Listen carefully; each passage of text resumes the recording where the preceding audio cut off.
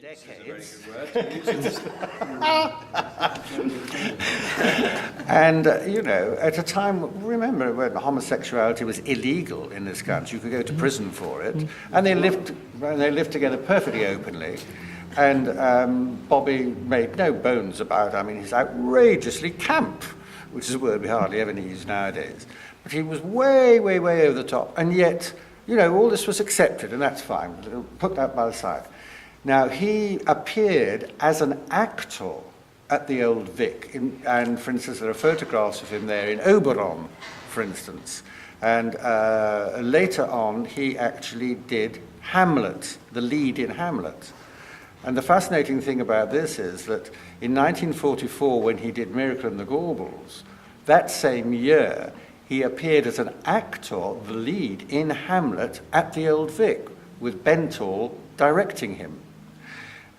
I personally believe the entire concept of Hamlet was actually Bentall's. This idea of the dying man and what dreams may come when we have shuffled off this mortal coil, and as he's carried away, and that surrealistic treatment of his life story in a mere 16 minutes. And I swear that was wholly Bentall, because Bentall was an intellect, and he was a man of theatre too. And so that was behind that. But during the war, Bentall was a captain in the artillery, and he was stationed at the garrison in Glasgow, just across the Clyde from the Gorbals. And as a result of being there, he conceived this idea of taking an existing play, which was by Jerome K. Jerome.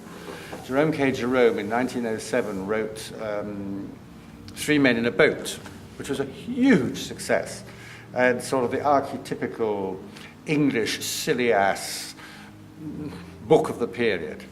Instant fame, lots of money. About 4 years later, he wrote something completely different, which was called The Passing of the Third Floor Back. What was fascinating about this was that it was a moral tale.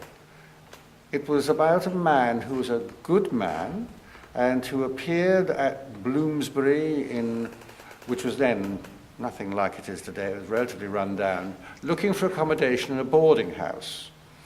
And the people who were living there at that time were all far from perfect. They were much faulted. And he arrives at the front door and said, "I believe you have rooms to let." I'm parodying it because when it was done as a film later, Conrad Veidt played that role. And he came in, and the landlady said, "Well, you can stay in the third floor back." In other words, on the third floor, the back room. And simply by staying there and being very courteous and gentlemanly to everyone who he met, and he brought out the best in these people. And each of them, one by one, began to discover that there was more good in them than they had imagined they had. Now, it's a long trek from that basic concept, because the passing of the third floor was after he'd done his good work, he simply passed on to the next place. He was like a Christ figure passing from place to place. But Bentall took this story and made it much more dramatic and set it in the most notorious slums in Europe, which were at that time the Gorbals in Glasgow.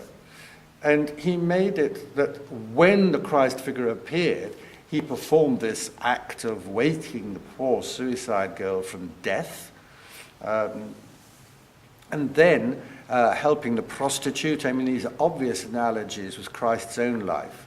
And he was much more obviously a Christ figure.